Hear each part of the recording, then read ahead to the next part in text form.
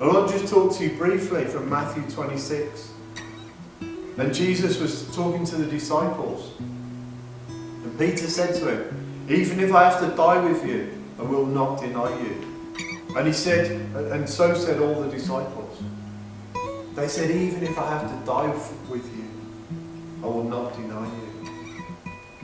And this was preceded by Jesus telling Peter in verse 34, assuredly I say to you this night, before the rooster crows, you will deny me 3 times. And we go on to read verse 69 to 75 a little bit later on in the story. And obviously Jesus has been taken at this point, and he's been taken off by the guards. Now Peter, it says, sat outside the courtyard, and a servant girl came and said to him, you also were with Jesus of Galilee. But he denied it before them all, saying, I do not know what you are saying.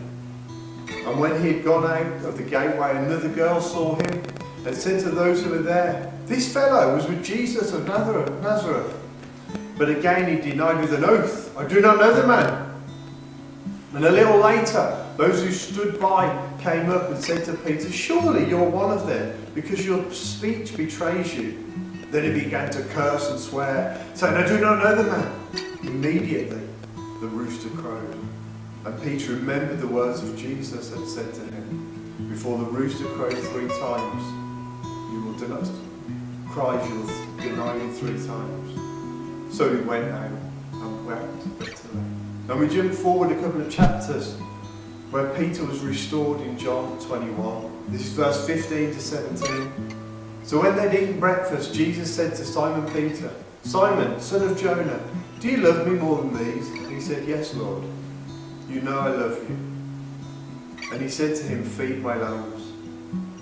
He said to him again a second time, Simon, son of Jonah, do you love me? And he said to him, yes, Lord, you know I love you. And he said to him, tend my sheep. And he said to him a third time, Simon, son of Jonah, do you love me? Peter was grieved because he said to him a third time, do you love me? And he said to him, Lord, you know all things. You know that I love you. And Jesus said, feed my sheep. There's somebody in here or somebody watching online, and God is saying that even though you've gone back on your word, you've gone back on your oath, that this is the time of your restoration. And I speak restore, restore, restore into your life. I speak restoration just as Jesus did with Peter when he said to him the 3 times to recall and recount and go back on those 3 things that he'd done. And Peter was restored